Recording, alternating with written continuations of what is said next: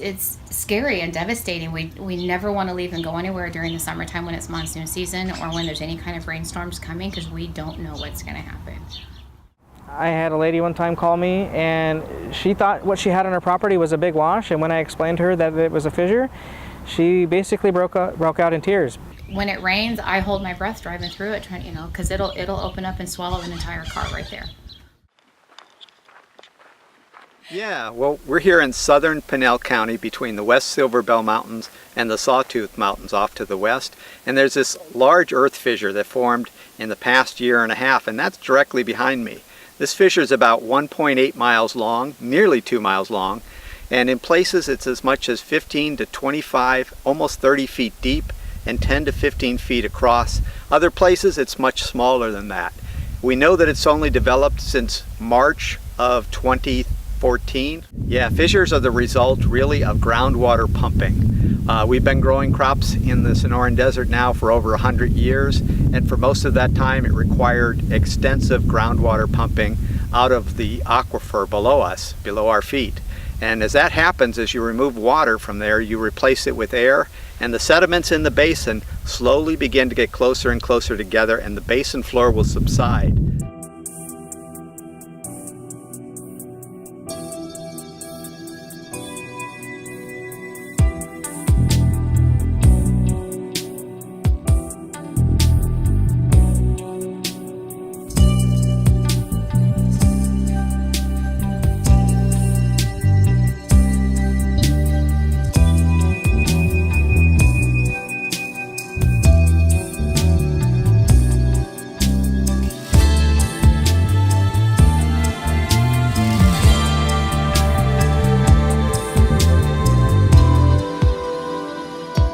So the fissures are a result typically of groundwater withdrawal. So we have a lot of agriculture in Pinal County, and they use a lot of groundwater. In fact, most of our drinking water comes from groundwater.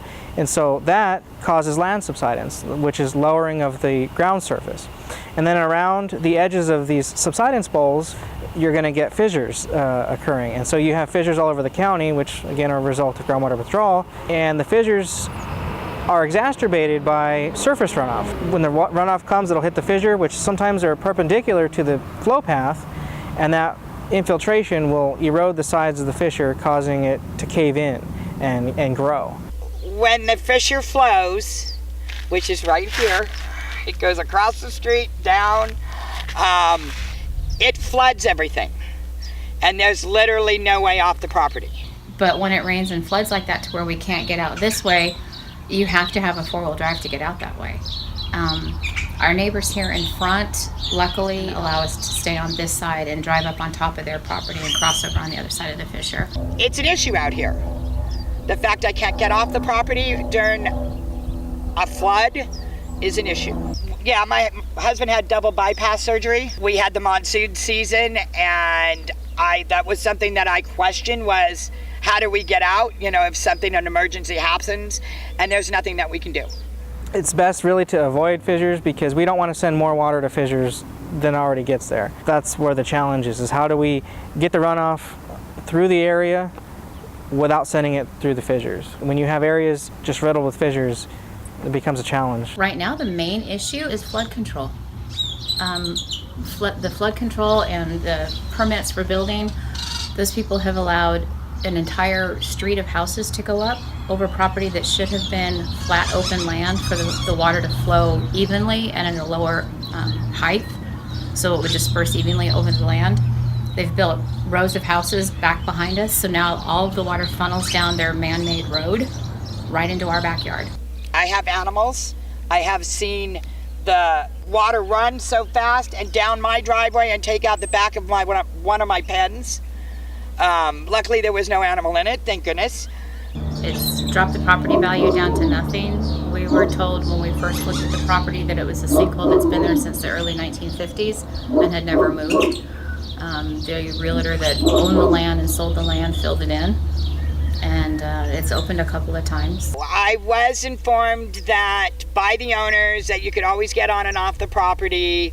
They had a little car and such, and that was not true.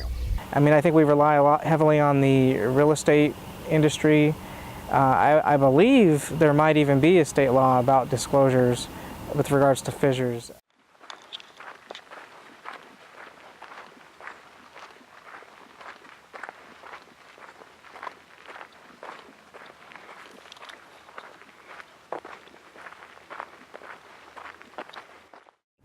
The county certainly really feels for these people that they were given or bought a piece of property that does have a fissure on it. I mean, there's really nothing we can do about it except, we encourage people to learn more about their property. When you're going to spend a lot of money on an investment like that, it seems that you would want to know everything about that. And if they weren't informed by the realtor or the person who sold them the property, I'm certain that they may have some kind of legal recourse possibly if they knew about it beforehand.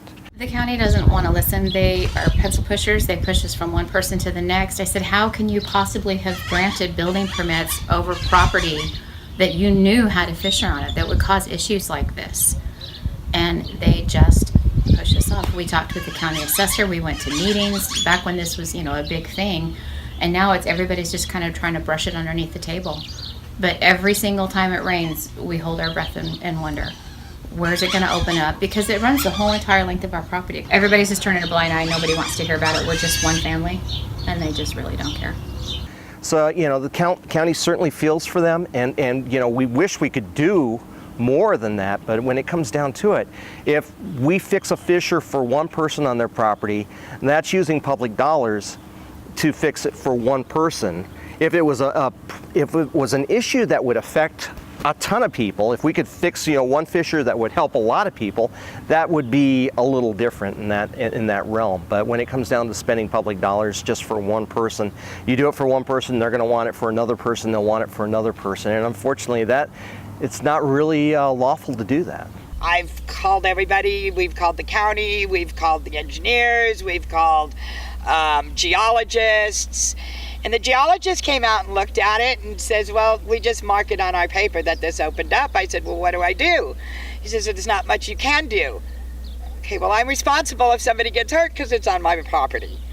So everybody out here has all said the same thing. You fill it in.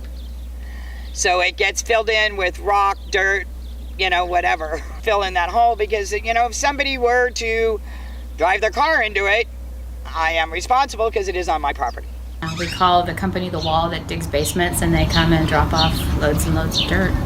My husband has vowed, though, the next time that it opens, he's not going to fill it back in.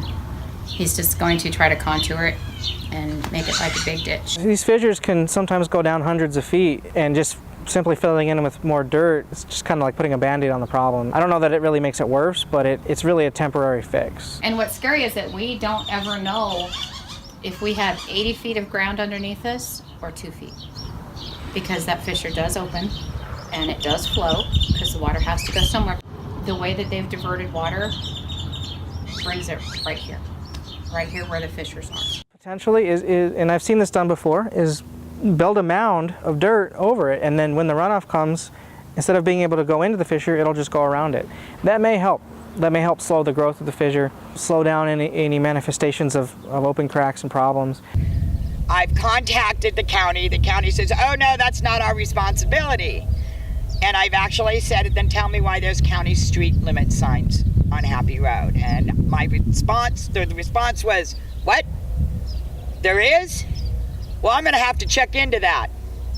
Haven't heard anything. If it's a piece of private property, it hasn't been the county's problem. If it's a piece of private property, it's not our issue at that point, because again, it would be spending public dollars for one private property owner. It comes down to the person who's actually, when they buy the property, they have to do their due diligence to understand what is on their property. They have to get those reports.